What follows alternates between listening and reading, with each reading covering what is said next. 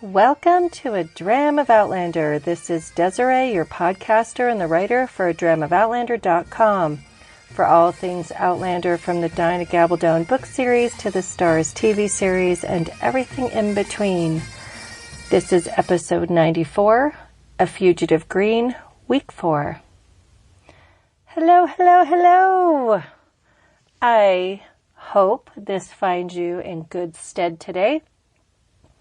We will be going over chapters 10 through 12 of A Fugitive Green. We are getting to know Minnie and Hal so much better. Chapter 10, Down to Business. So Minnie has been working nonstop. Her social calendar is full. Her work calendar is full. And in this 2-week period, she's working very hard not to think of her mother, Sœur Emmanuelle. But her mother always was near to her heart. She felt like maybe a bit of an angel on her shoulder. And she hoped her mother was even content. Minnie finds herself with not even a minute to her own. She's been viewing moldy hymnals and accepting sealed documents from mysterious clients. And right now, she was actually dressing for a card party in Fulham. And I love how she says the O'Higginses are like faithful Irish wolfhounds. They were with her everywhere she went. Sometimes hidden and sometimes in plain sight. It depended on what kind of job she had to do. She was pretty happy that she could work her job for Colonel Quarry, investigating the affair between Esme and Twelvetrees, while she was filling her social calendar for husband hunting a la Lady Buford, right? She was surprised that finding a husband involved a great deal of socializing with females, because they know everyone. Lady Buford said, to be desirable, it is necessary to be talked about, my dear. And this was shared with Minnie over a glass of iced negus. And this is a spiced wine, similar to the preparation of a toddy. Wine, hot water, spices, mixed together. And Lady Buford points out pretty distinctly that one must be spoken about in the right way.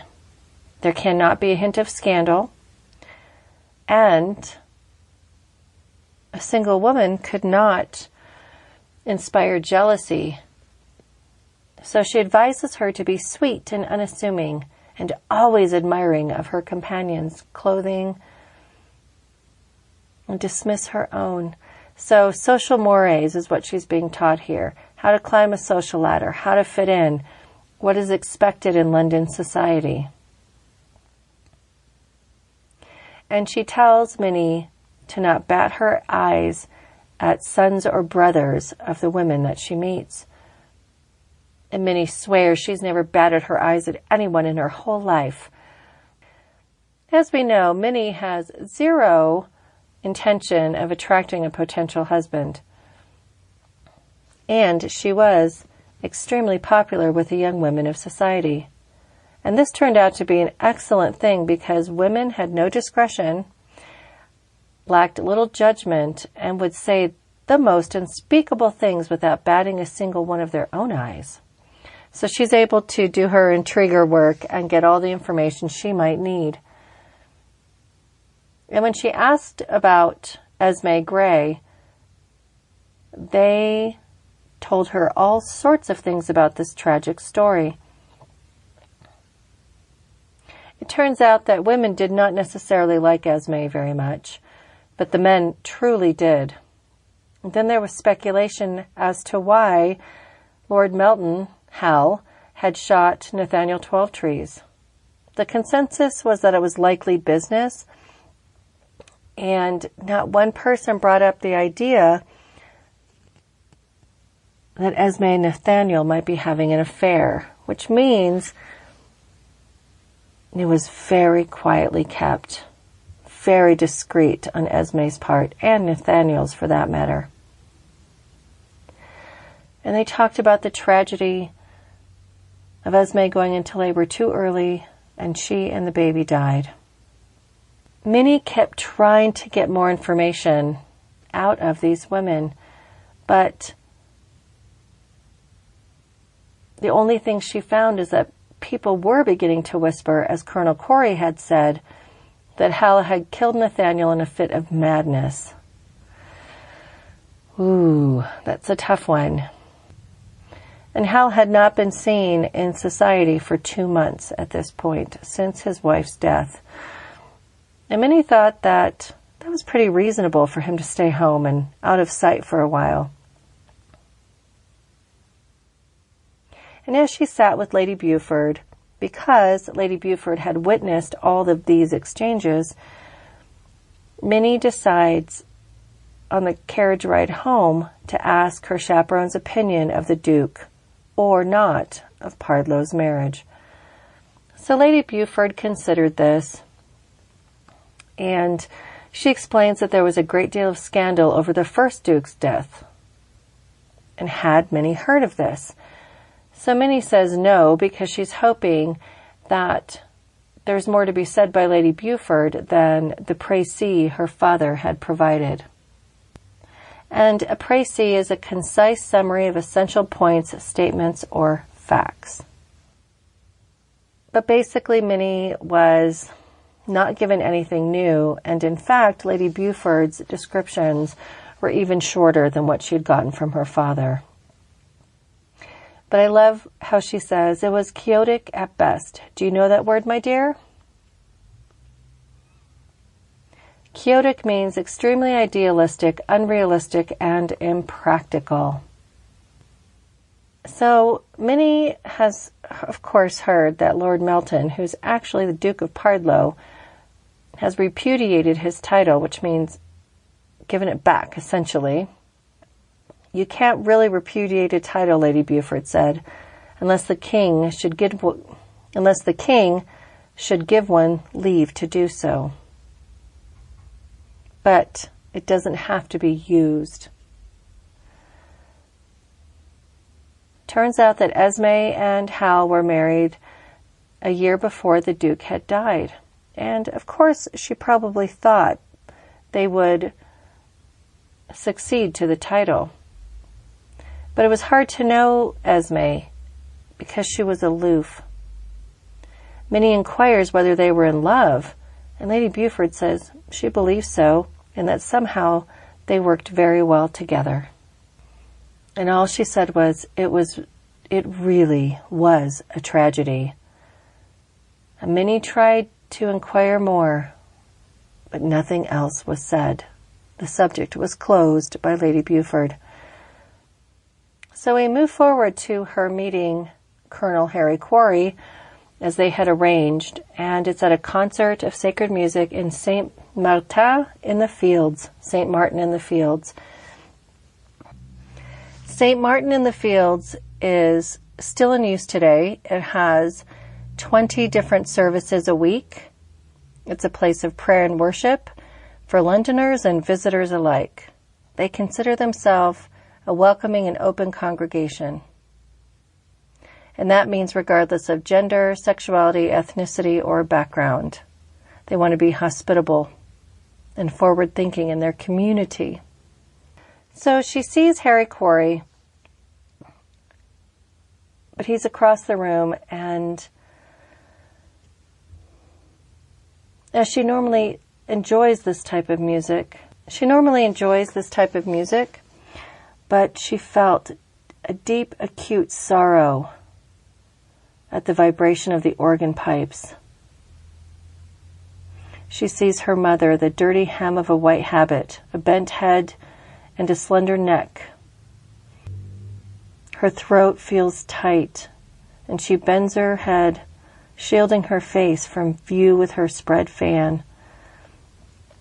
But with the sacredness of music, it was normal for someone to feel overwhelmed by it. Nobody noticed. And when it was finally over, she stood with all the others lingering by the railing.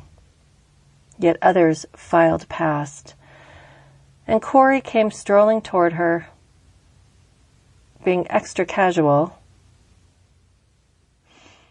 And he says, "Miss Rennie, your most obedient servant, Mum."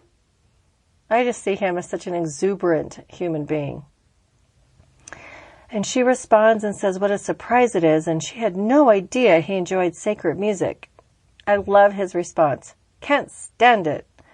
I'd have gone mad in another minute if they hadn't stopped that caterwauling. What the devil have you found out?" He's adorable. She told him what she had discovered, but really it was what she had not discovered. And all he can say is, "Damn." He's certain that it happened. And Minnie goes into the fact that the letters are there and they would prove enough reasonably, and wants to know where he keeps her letters. Minnie knows she should really give him a bill at this point and leave, but she is curious and she asks him if he knows where Hal keeps the letters. And Harry simply answers her. He thinks they're in his father's library desk, where Hal normally keeps correspondence. But then he looks at her, getting what she's getting at this point. And Minnie tells him what the talk is, reminding him about Hal's state of mind, and if the letters are the only proof. And Harry is aghast that she's suggesting that he take the letters. It's dishonorable, impossible. He's my friend, damn it. He knows that he could never do it without being discovered. And she says she wasn't suggesting that, not at all. And besides, she was thinking if he did do it, his face could never cover the lie, and Hal would know instantly.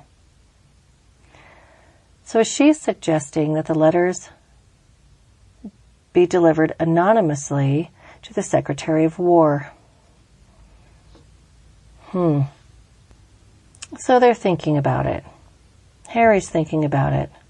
That might be a good idea. But they leave off with Minnie saying to leave the matter with her for another few days, and she's sure that something useful will occur to one of them. Chapter 11, Garden Party. 1 June A.D. 1744, Paris. It's a letter from her father. He says he's heard nothing, so he's going to assume that she is well. And he has received a special request through a friend, an English collector by the name of Mr. Bloomer, wishes to discuss a special commission. And he's sending her all the details, requirements, copy of the letter, resources in a separate envelope. So Mr. Bloomer had specifically said he wanted to meet at His Royal Highness the Prince of Wales' residence at Kew for their meeting on the 21st of June, Midsummer's Day. Because Midsummer's Day is a big deal in Great Britain, the United Kingdom, I looked up some facts. The day that Midsummer's Day is actually celebrated is generally June 24th. It's not necessarily on the summer solstice, which is either the 20th or the 21st of June, almost always. So, what are some facts about Midsummer's Day? Astronomically, midsummer is the day of the summer solstice or longest day, which usually falls on June 20th or 21st. So that's what Minnie is talking about. She's not talking about the celebration day. She's talking about actual summer solstice. The last time it did not fall on either one of those dates was in 1975 when it was on June 22nd. When the date of June 24th was set, the Julian calendar was in operation and was a few days out. Midsummer's Day, June 24th, is one of the 4 quarter days in the legal calendar. The others are Lady Day, March 25th, Michaelmas, September 29th, and Christmas Day, December 25th. In the 14th century England, Midsummer's Eve was celebrated on June 23rd with bonfires and feasting. In Estonia, Latvia, Lithuania, and Quebec, Midsummer Day, June 24th, is a public holiday. In the town of Koldija, Latvia, it is marked by people running naked through the streets at 3 a.m. That might be an interesting event to participate in. And a midsummer tradition in Finland is for maidens to put flowers under their pillows so they will dream of their future husbands. There are some facts. As always, I'll put the link in the written post that goes with the podcast. Minnie's diary carried a sketch of various flowers and fruits to mark the occasion. The White House, as the residence was casually known, had notable gardens and a private tea. Admission by invitation only. This was to support one of the princess's favorite charities. Now, it wasn't normal whatsoever for an unmarried young woman to go alone to such an event. However, Mr. Bloomer had specified that she do just that, sending a single ticket of invitation with his letter. But he probably didn't realize that she was a young unmarried woman. It was unusual in the line of work. It was a beautiful day. And she goes up to the quite large house. And she says she'll walk from there to Rafe O'Higgins. And she says that he can watch till she gets in the house, if he must. And there's noted a number of colored parasols, broad-brimmed hats, and belled silk skirts swaying along the walks. And she thought it looked like a parade of animated flowers. Very appropriate. He tells her he'll pick her up back here and wants to know how long. She doesn't have any idea how long. She meant to explore the delights of their Highness's royal residence and its gardens to the full once she had dealt with Mr. Bloomer. He rolls his eyes at her. He says he'll come back at 4, and if she's not here, he'll come back every hour. And if she's not here by 7, he's coming in after her. And then he says, "Got that? Have you, Lady Bedelia?" And she says she'll see him anon. Anon means soon or shortly. And he asks when that is. Whenever she's bloody ready. And with that, her parasol is open and she turns and walks away. She could see where the crowd was funneling, and that must be where Princess Augusta is, because she saw a pretty bejeweled woman with big blue eyes and the incipient double-chinned to-be, who was greeting her guests, and Minnie wanted nothing to do with the receiving line.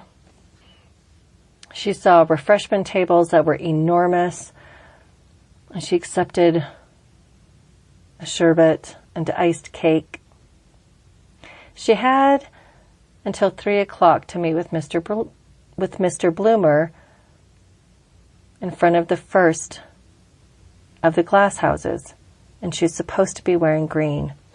She was green from head to toe, including her parasol, because it was a color that not everyone would be wearing, but it's also significant in a garden setting. And she thinks that green does not suit many complexions, and green fabric tended to fade badly. She had once been told by a Monsieur Vernet that green was considered a fugitive color, and that notion delighted her. In context of fabrics, fugitive colors are likely to evaporate, fade, change, disappear, or deteriorate. They do not hold well, so green was not a common color used. And we've gotten to the title of our book here, A Fugitive Green, or to our novella. And she wonders if that's why trees change the color of their leaves in autumn. It's a passing thought. It was midsummer, and everything was green. And if she had stopped in the middle of it, she would almost be invisible. She was able to locate the greenhouses without any difficulty. There were 5 of them in a row, and they glittered like diamonds in the sun. And there was a short, covered passageway linking each one together. She went in even though she was a bit early. The air was heavy and damp, and she says luscious with the smell of ripening fruit and heady blossoms. She'd seen the king's orangerie at Versailles once. This was much less impressive, but much more appealing. Oranges, lemons, limes, plums, peaches, apricots, pears, and the intoxicating scent of citrus blossom floating over everything. This made her sigh happily. When she finds herself alone just for a moment beneath a canopy of quince trees. The fruits were the size of cricket balls. And while she's standing there, she sees a flash of red that catches her eye. At first she thought it might be an exotic bird, but then she heard male voices. And she sees a soldier in full dress uniform, a blaze of scarlet and gold, with shining black boots to the knee and a sword at his belt. Who might that be? A man who isn't tall. He's slight and fine-boned. And she could see he was very straight, shoulders square and head up. And it reminded her of something. Oh, he reminded her of a bantam cock. There was something deeply fierce, innately proud, and completely unaware of its relative size. Ready to take on all comers, spurs first. Yes, that's Hal. She's describing Hal as a bantam cock, and that even though he's not a large man, he certainly does not recognize that in himself. It took her a moment because she was so enthralled with her thoughts about Hal before she notices his interlocutor.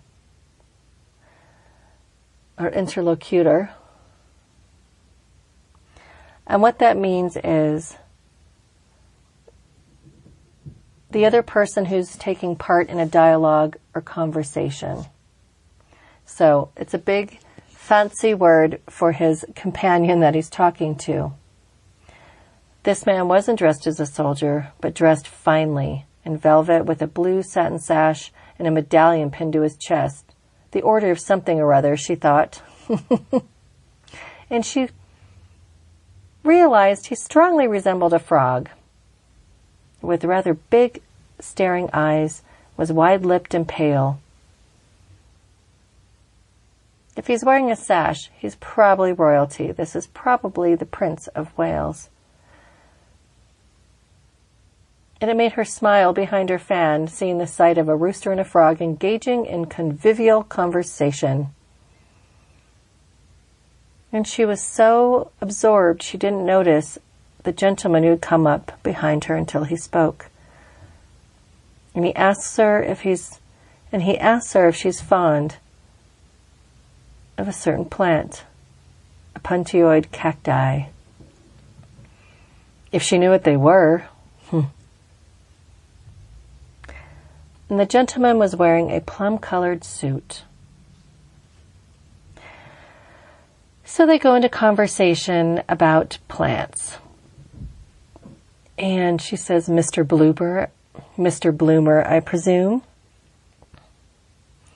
They're standing in a greenhouse, 1 of 5. His pseudonym is Bloomer. He has her wearing all green. Okay, we get it, right? It's all about the nature, all about the characteristics of the plants, etc. And she tells him her name is Lady Bedelia Houghton. Oh, what a great name. So, he doesn't believe this is her name, but says he's charmed to make her acquaintance. So they begin to walk slowly together as she took his arm, and they pass the philodendrons, and about how poisonous they are, and they see ficus trees. And then the euphorbias. They had cruel thorns, and they almost resembled lettuce, like a white ruffled lettuce with dark edgings. And they're poisonous as well, he explains. And at this point, they're just walking and talking and observing all the different flowers.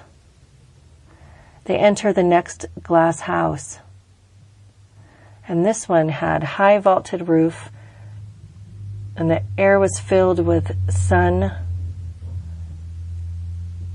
And there were thousands of orchids on the tables in all colors of white, gold, purple, red. Oh my, is what she said. This thrilled her. She inhaled as much as she could. The air was scented with a variety of fragrances, enough to make her head swim. And then he points out that she doesn't want to smell a particular one, because this one smells like rotting meat.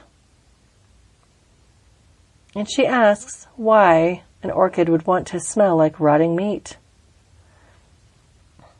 He explains that flowers put on the color and scent they require to attract the insects that pollinate them. And that particular orchid depends on carrion flies. Learn something new every day. So they slowly moved through the orchid house, and they passed into the last glass house in the row, and it was nearly deserted. And she notes it's cool in contrast to the tropical heat created by so many bodies, and she breathed deeply. The scents in this room were subtle and modest by contrast, and they seemed small and ordinary. And she realized that Mr. Bloomer had a strategy in all this, and that the orchid house was more of a barrier, and here they were pretty much alone so they could talk. And he brings up business. You first or me? And she says, tell it to me. And he goes through and gives her all the information, and wondering if she can remember. Certainly. And as he talks, she repeats back to him. And most of the information had to do with financial matters, banking and the exchange, the movement of money between persons and countries. And it was political. Mr. Bloomer was hunting Jacobites, particularly in England and Paris. So who do you think Mr. Bloomer might be? And she remembers what her father told her before she left and came to London. And he said, I can't think why this would matter. Because he said, it's true, Charles Stuart has come to Paris, but that's common knowledge. And besides, everyone knows he'll never get anywhere. The man's an idiot. Still, you don't make money by refusing to sell people what they want. So her father was speaking prophetically, as we know now, going through the other books, and we know history as well. So she fixed everything in her mind, and after that, she pulls out her own list from a secret pocket.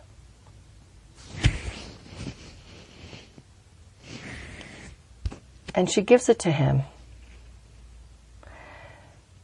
But though she had put all the things on the list her father had specified, she left one thing out. She left out the name of James Fraser and the bits of information regarding his movements and interactions with Charles Stuart and his followers.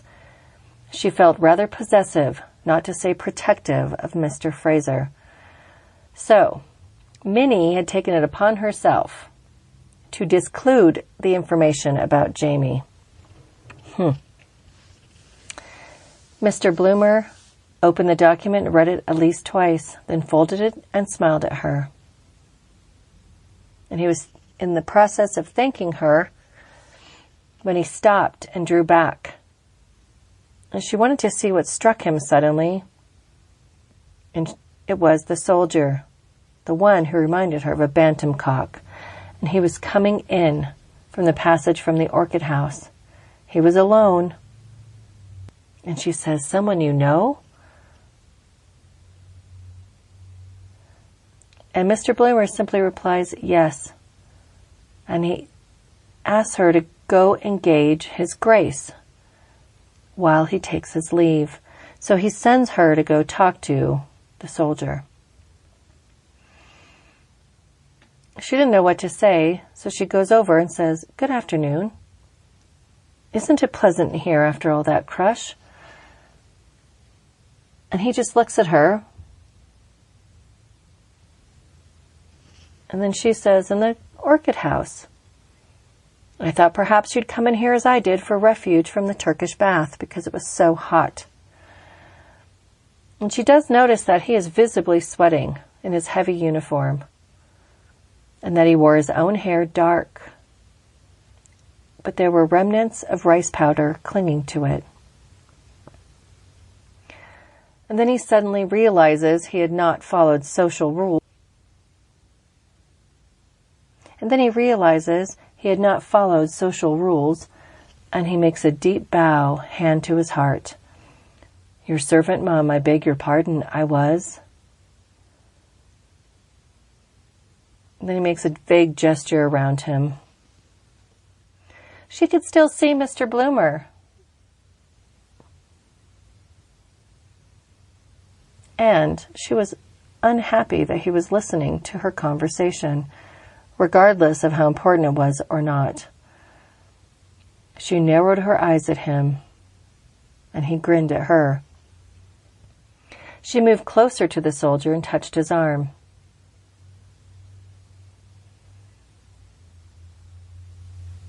He stiffened slightly, but his face was reassuring. And then she asked him if he knows what any of these plants are.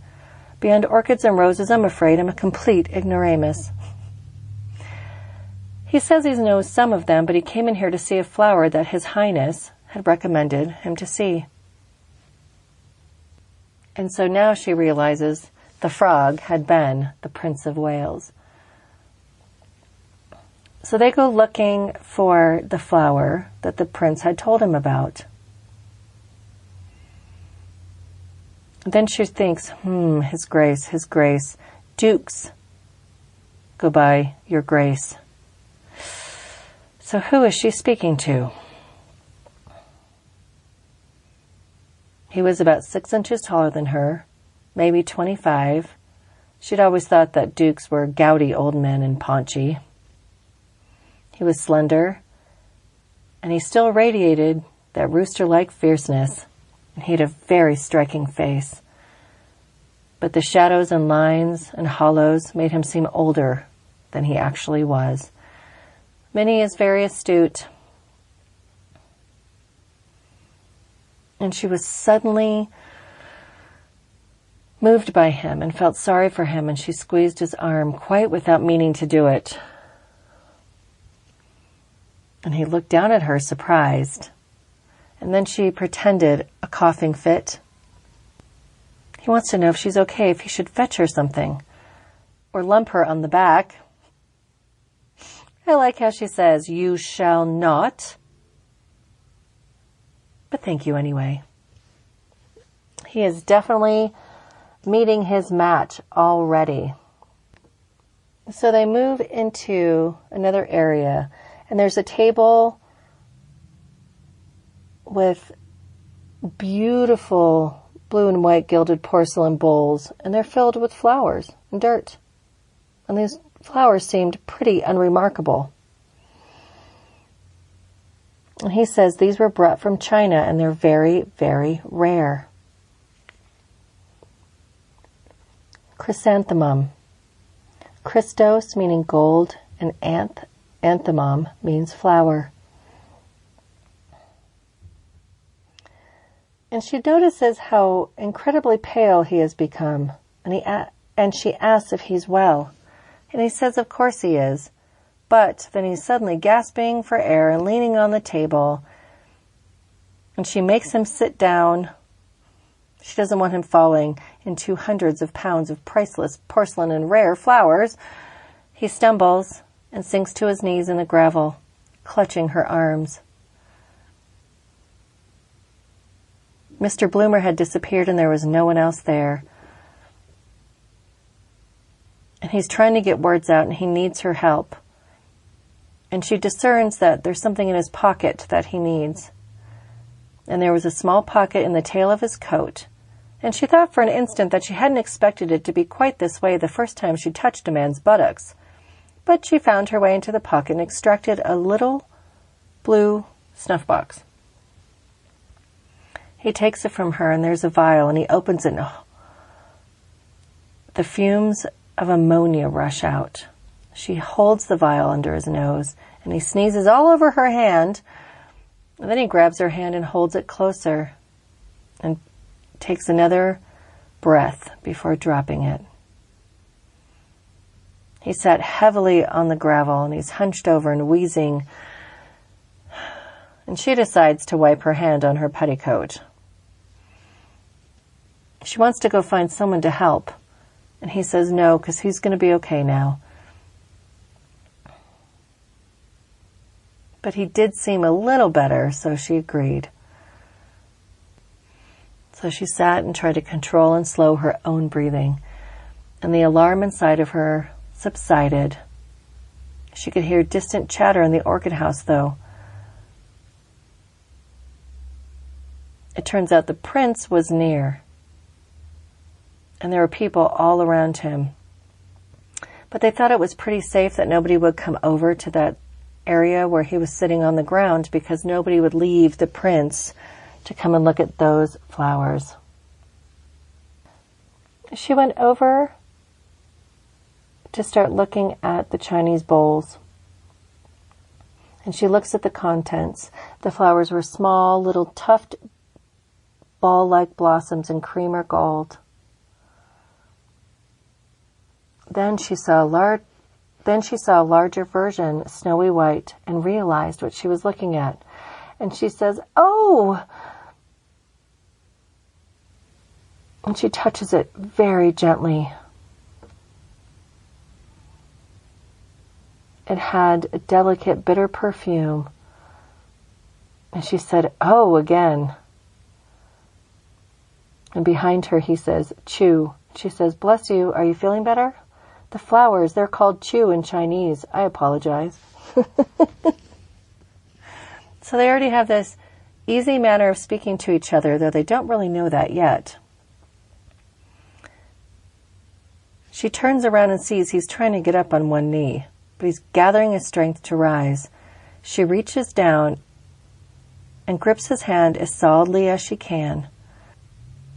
And she helps him to his feet, and then he releases her hand. He apologizes. And she, puts it off like, "Not at all, it's fine." Then she asks, "What the devil happened to you, if you don't mind me asking?" He says he shouldn't have come in there. He should have known better. She tells him she thinks he's going to fall down again. "You should have stayed home," she says, "if you knew you were ill." He explains he wasn't ill. He was overwhelmed. And he tries to start talking to her, and she says, "You just what?"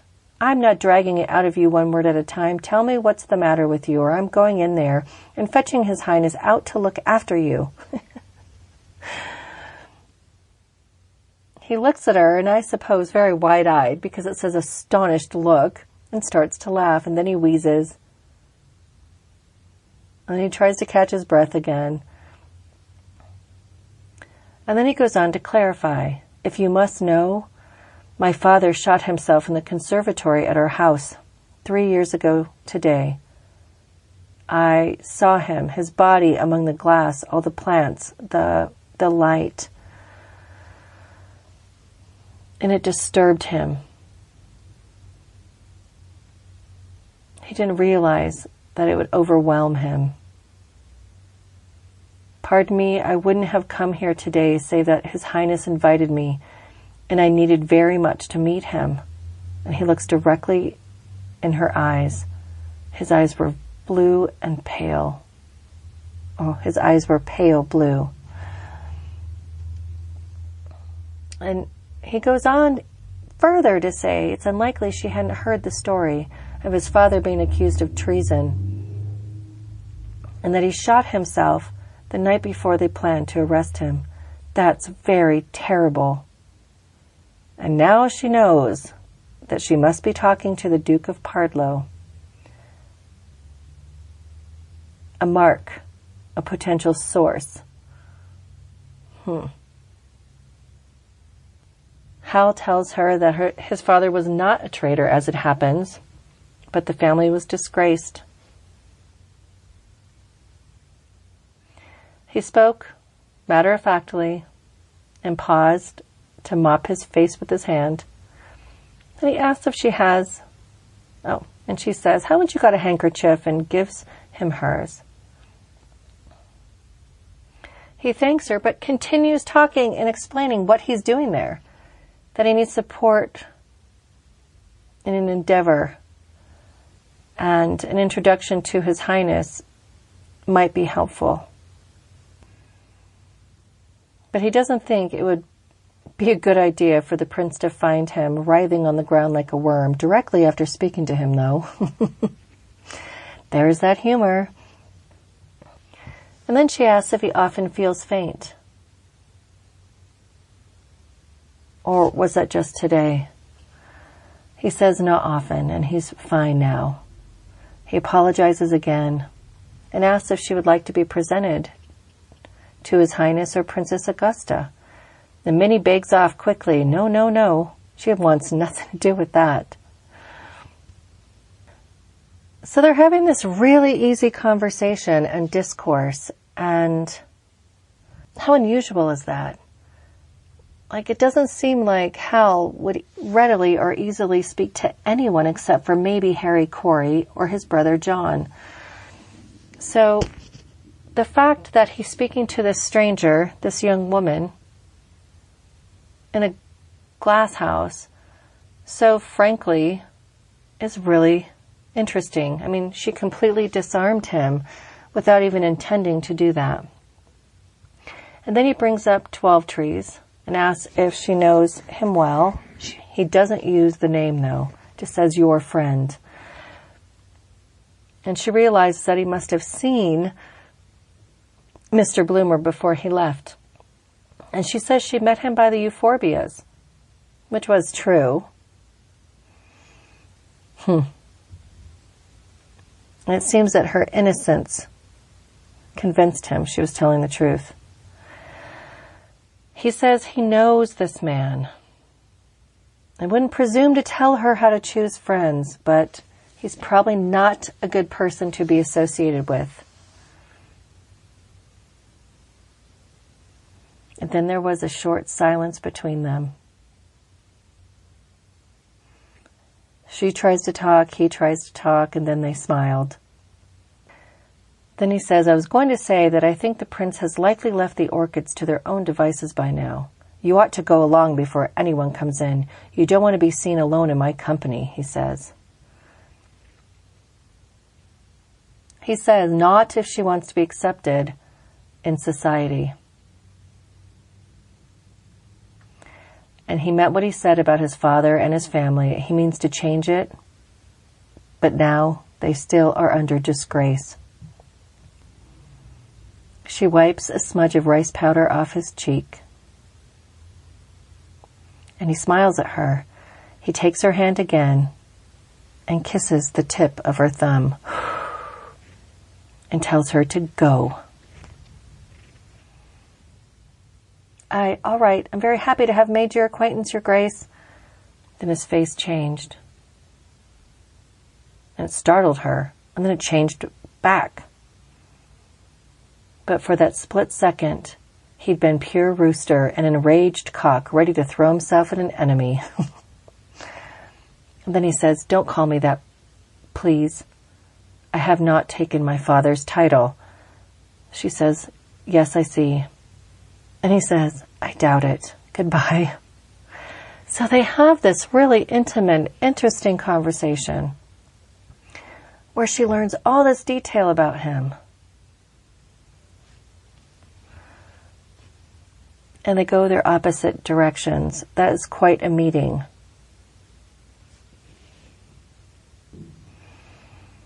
I think they have an excellent connection and they're drawn to each other. An ease of conversation and body language. I think she's interested but doesn't know it. And I think he's interested but doesn't know it. It's probably one of those times where there's an attraction,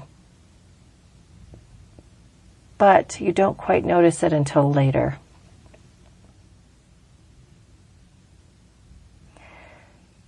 Chapter 12, Wary, Vengeful, or Very Vengeful. I believe it's the latter, even though it's spelled with a W, Very Vengeful.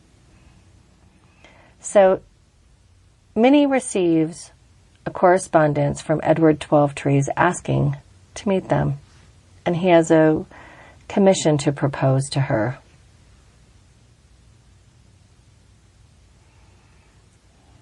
Well, she doesn't realize she's met him yet. She doesn't like this letter, but it makes her uneasy. She decides there's no harm in seeing him, and she's not obligated to take a job if she thinks it's fishy. So the O'Higginses return a note to him saying that she can see him at 3 o'clock the next day.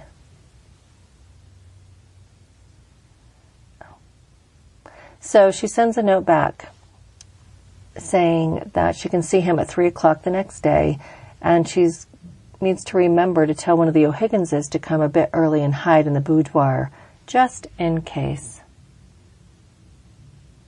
But then when she meets the man, she realizes it's Mr. Bloomer, an alias for Edward Twelvetrees.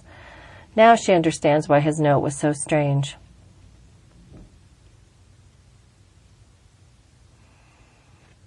So, turns out he's also an intriguer, and they're both professionals, and they sit down. He accepts a cup of tea and an almond biscuit, but never eats the biscuit. He says he won't waste her time, and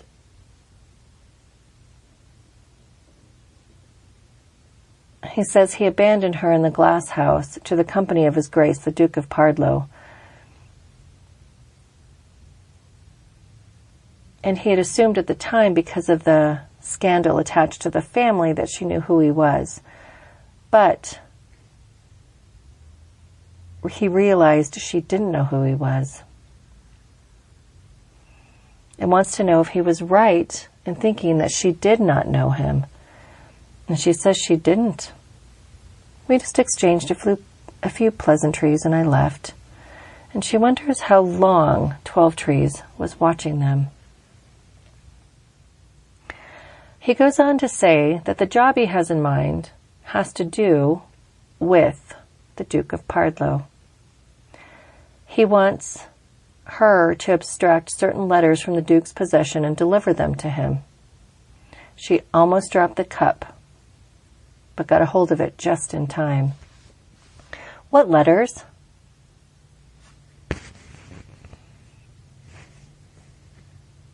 And then she was like, 12trees. That was the name of the Countess of Melton's lover, Nathaniel Twelvetrees. Edward must be some relation, she thinks. Because she remembers that Quarry said that Nathaniel was shot by the Duke of Pardloe. Edward goes on to explain it was correspondence between the late Countess Melton and his brother Nathaniel Twelvetrees. She just sips her tea,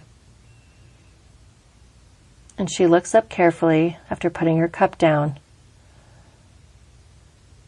His face had an expression she'd seen on the faces of hawks fixing on their prey. But she was not the prey here.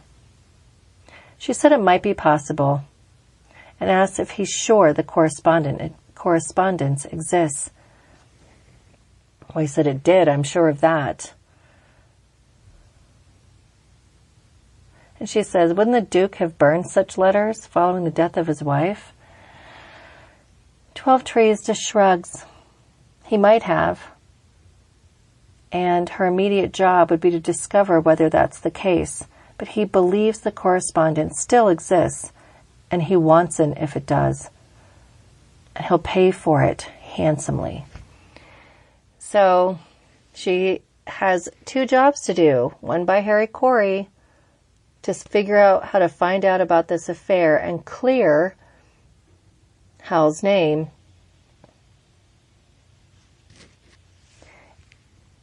And the other is from Edward Twelvetrees to get those letters, because then Hal could never prove why he shot Nathaniel, and that there was a reason for it. After she closed the door, standing there in a frozen way, she hears the other door open, and it was Rafe O'Higgins. And he says, well, that's a rum cove. Well, that's a rum cove. He's Irish. Well, that's a rum cove. She tries to use an Irish accent. That's the very wenchful. Wenchful, very wenchful he is. But who'd blame him? Oh. So Eliza had come in to take the tray. And Eliza says, wenchful, very wenchful he is, but who'd blame him? Ooh, indeed, Minnie thinks. So, what an interesting circumstance she finds herself in. And Rafe goes to the window and looks down the street where Twelvetrees was vanishing in the distance. Yes, he says the man is probably inclined towards vengeance. But why does he want the letters? What would he do with them? And the 3 of them contemplated the possibilities. Maybe put them in the papers or sell them to make money. Blackmail.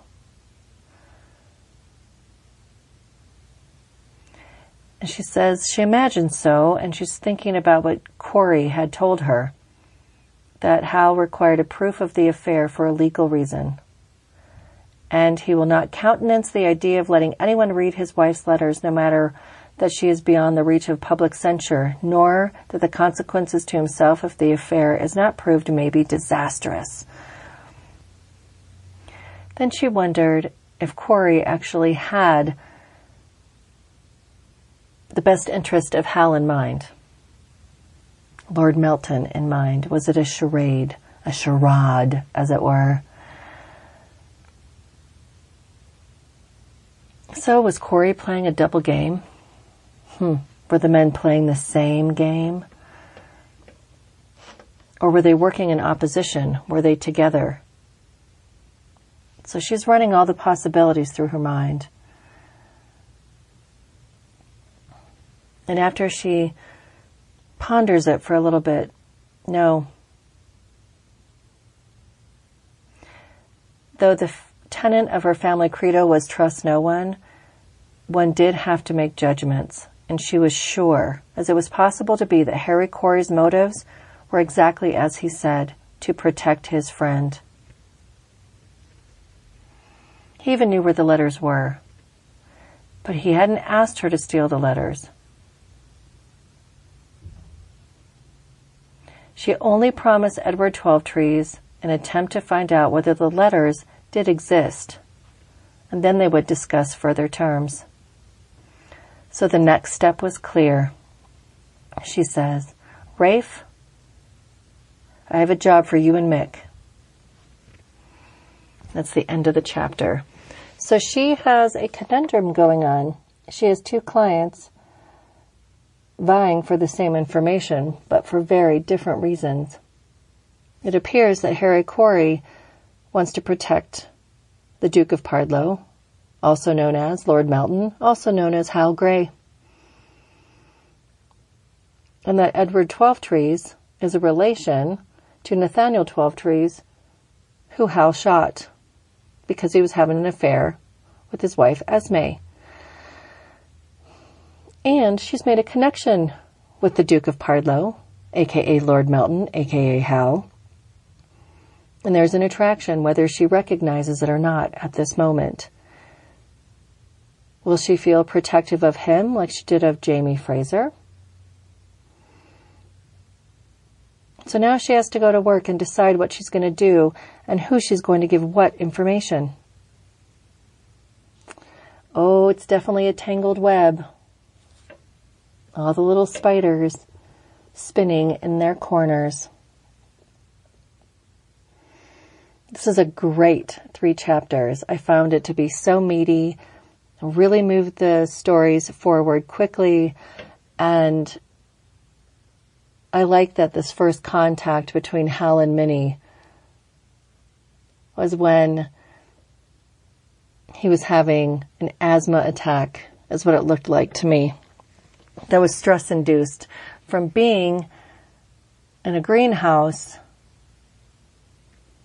on the 3rd anniversary of his father's death by apparent suicide. And what did you make of how Hal spoke to her so openly and so easily? I loved how she was very demanding of him and commanding of the information and of getting him to talk. She was not letting him off the hook. How did you think of her response and handling of this situation? Were you stunned to find out that Mr. Bloomer was Edward Twelvetrees? We saw quite a bit of him in The Scottish Prisoner, and it seems like the Grey family and the Twelvetrees family have nothing of good to say about each other. And if you read the other books in the Lord John Grey series, yes, no love lost between the Twelvetrees and the Greys, even though the idea of honorability is never up for discussion. Like John thinks that the Twelvetrees are very honorable and they're patriots. So next week will be our 5 of 6 installment of this podcast series, and we will be covering chapters 13 through 15. We should be having the Wednesday night chat on Twitter as expected, 6 p.m. Pacific, 9 p.m. Eastern Time. And you can also find the podcast at the website, adramavoutlander.com, through iTunes, Stitcher, and Google Play. You can engage with others through Facebook on the big page, A Dram of Outlander, on the private group that you have to ask to join, A Dram of Outlander. It's just a more intimate place to be able to chat with others. Instagram, Dram of Outlander, and Twitter, Dram of Outlander. Now, when it comes to Instagram, whenever there are videos, I always screen capture photos from the videos. That way we can actually see what's going on in a little bit different way. So be sure to follow there. And you can support the podcast by sharing the podcast, sharing the posts that I make, going to the different social media sites and following or liking. please go on iTunes or Stitcher or Google Play and leave a review. It will help others find me. Send me comments, questions, or thoughts to 719-425-9444. That's the voicemail line, and it will be included in a future show if you leave a voice message. Or you can email at contact@adramavoutlander.com. If you know somebody who would be great to co-host the show or for me to interview, leave a message or email. If you would like to come on and co-host because you're an Outlander super fan and you love all the different books and side books, let me know by email or voicemail. And you can also support the podcast by patreon.com/adramavoutlander with a monthly offering. Or if you'd like to help me out financially, you can send a one-time check. Again, leave me a voicemail or an email on that. And as soon as the show starts back up, we will be resurrecting the Outlander Science Club, and we'll have small podcast shorts and posts between myself and Outlander Medicine, Karen Doherty. I look forward to that greatly. And as we get closer to Season 3 of Outlander, be on the lookout for video clips and photographs and other sorts of news that Stars is handing out. And also, Entertainment Weekly, Lynette Rice is one of the people who gives us a lot of information, as well as Entertainment Tonight. I thank you for listening, and I hope you have a fantastic week. And until next time, slán je va.